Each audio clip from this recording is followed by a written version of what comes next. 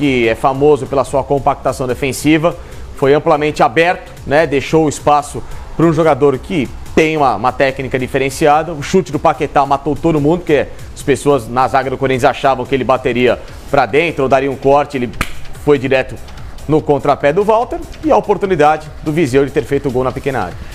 Paulo Lima, a gente até fora do ar aqui falava a respeito da marcação. Ele houve falha de marcação no Viseu, que estava ali sozinho para completar. Olha, o que acontece é que o Diego faz uma jogada muito boa, né? Ele vai abrindo o caminho, ele vai desbravando, né? Vai investindo contra os adversários. E o Paquetá pelo lado esquerdo, ele tenta fazer a jogada que é evidente dele, né? Com a perna esquerda tentando um ângulo. Agora, o Viseu estava do outro lado da defesa. Você vê que está todo mundo olhando a bola do Paquetá. Se há um erro de marcação, se há alguém que possa ter chegado lá, não dá para você colocar a culpa. Dá para exatamente fortalecer a qualidade que o Flamengo tinha naquele momento, né? Com o Paquetá, com o próprio Diego na frente e com o Viseu que entrou para isso. O Henrique Dourado não teve essa oportunidade que o Viseu teve no final, 30 e poucos minutos do segundo tempo, o Henrique Dourado não teve em nenhum momento. E saiu do jogo exatamente com uma bola que ele tinha para puxar um contra-ataque com o Vinícius Júnior, errou no passe e logo depois o Barbieri tirou ele do jogo. E a gente está vendo os melhores momentos do jogo e vimos o chute do Jadson para fora e naquele momento ele sentiu uma contusão e saiu de campo para a entrada do Roger. Ainda no primeiro tempo, o Corinthians teve essa mudança, Facincani. Ou seja, teve a partir dali um centroavante de ofício, voltou a jogar naquele 4-2-3-1 com um cara ali como referência. Aí muda o jogo. O que o Corinthians tinha pensado para a partida acabou mudando um pouquinho, né? O Corinthians é um time da posse de bola em muitos momentos quando fica nessa linha um pouco mais baixa, né, para evitar que o adversário seja mais agudo, roube a bola e aí intensifique o jogo na velocidade. Quando o Corinthians retém essa bola com o Jadson, o Rodriguinho à frente, né, às vezes na infiltração do Maicon, se torna um time que vai cozinhando o jogo e tentando assim mexer o rival para que encontre aquela bola letal, aquela bola que o Tite chamava na época de Corinthians, da visão 3D do Jadson, que é enfiada geralmente para quem vem por trás. Esse cara que hoje tem feito esse tipo de função na ausência do centroavante é o Rodriguinho. E você perde, né, o controle do jogo, se torna um time um pouco mais previsível à frente, né, um Corinthians mais pesado. O Roger não tem a mesma movimentação que tinha a Jô de voltar até aqui atrás para buscar esse pivô, para abrir espaço para os pontas, então perdeu, né, um Corinthians que tinha sido, nesses últimos tempos, sem um centroavante, um time ainda assim competitivo devido ao dinamismo desses meias que se revezavam ali à frente como um falso centroavante. A gente está vendo, Paulo Lima, nas imagens, os melhores momentos, não foram tantos assim, não foi um grande jogo no Maracanã. Foi mais aberto. Foi mais aberto, né? Foi mais aberto. E as oportunidades, até o próprio Corinthians, a gente vem a ausência do Jadson, a entrada do Roger, mas o técnico do Corinthians está vivendo com muitas situações de desfalques na equipe, né? Desfalques pesados que mudam na estrutura do time. A partir do momento que saiu o Jadson, o Rodriguinho, que não é um cara de velocidade com a bola nos pés, o Jadson também não é, mas o Rodriguinho teve que voltar mais para o meio campo. E isso dificulta aquele toque de bola. Sem o Romero, o Romero é importante. Exatamente, sem o próprio Ralf, que está há muito tempo machucado. O Cleison é mais um que está com problema de joelho, está fora, né? Olha, e o Pedrinho, eu não sei não, ele reclamou de dores ainda no primeiro tempo também, e acho que até pela necessidade, ele seguiu por muito tempo no jogo. Paquetá, né? Eu acredito que boa parte do jogo do Rodriguinho foi ali meia boca, não foi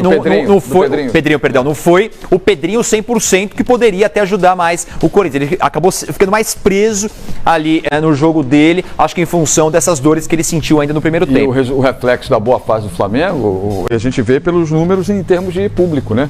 Foram 49.222 presentes e pagantes 44.075 torcedores. Ou seja, o Flamengo com o Maracanã, com a casa cheia, com tudo aquilo que hoje, líder do campeonato, né? A brincadeira que rola aí no meio da rua, siga o líder, segue o líder, o Flamengo está na liderança.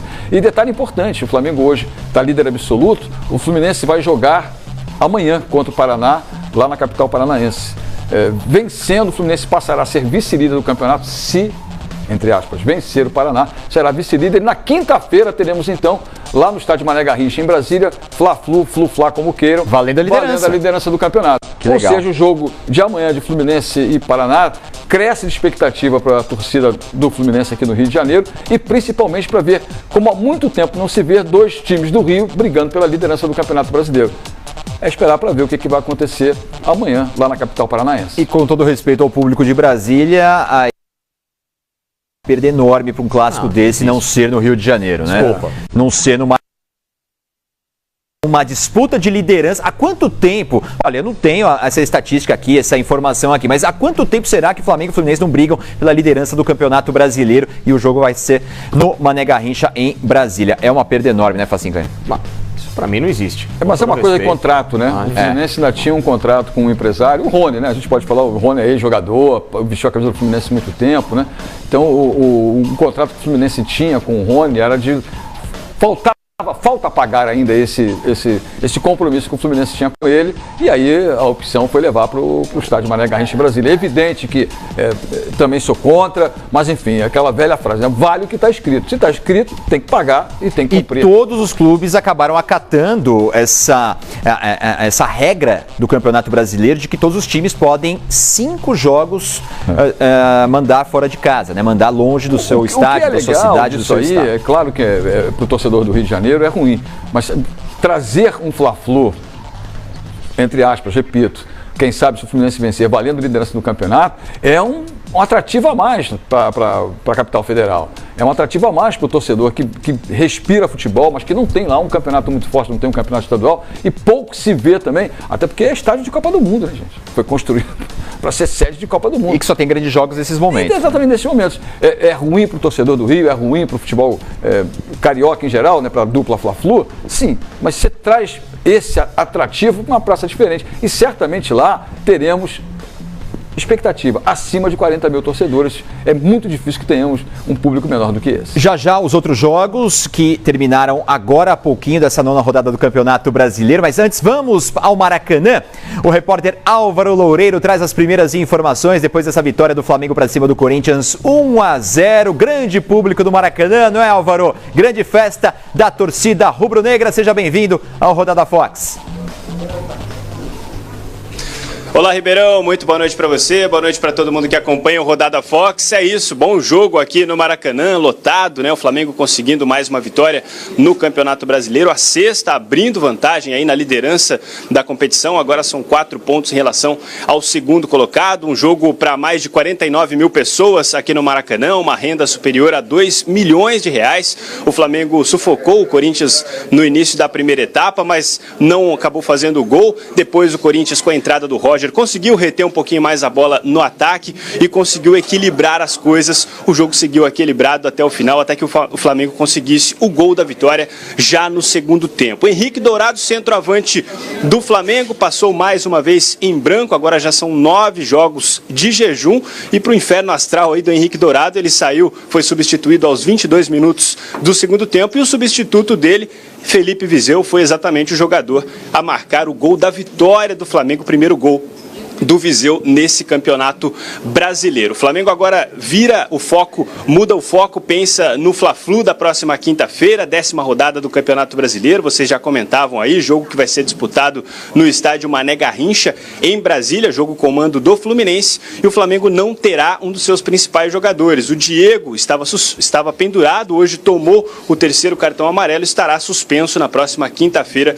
no duelo contra o Fluminense. Daqui a pouquinho o Maurício Barbieri vai falar por aqui, está tudo pronto na sala de entrevistas coletivas do Flamengo. A gente vai tentar falar também com alguns jogadores para repercutir essa vitória, repercutir a liderança do Flamengo. É o grande objetivo nesse momento, terminar na ponta do Brasileirão antes da parada para a Copa do Mundo. Ribeirão, daqui a pouquinho eu chamo vocês novamente. Legal, legal. Valeu, Álvaro Loureiro do Maracanã com as informações do Flamengo. Já a Eduarda Pessinati vai trazer também as primeiras informações do lado derrotado de hoje, o lado do Corinthians. 3ª derrota em 4 jogos do Osmar Loz. Já quero saber do Paulo Lima e também do Facincani, o que eles estão achando desse trabalho inicial aí do Osmar Loz, se ele tem culpa nesses resultados, qual que é a justificativa para esses resultados ruins nesse início de passagem do Loz depois da saída do Fábio Carille. Mas antes, vamos ver um lance que foi no último minuto de jogo, aliás, no último segundo de jogo.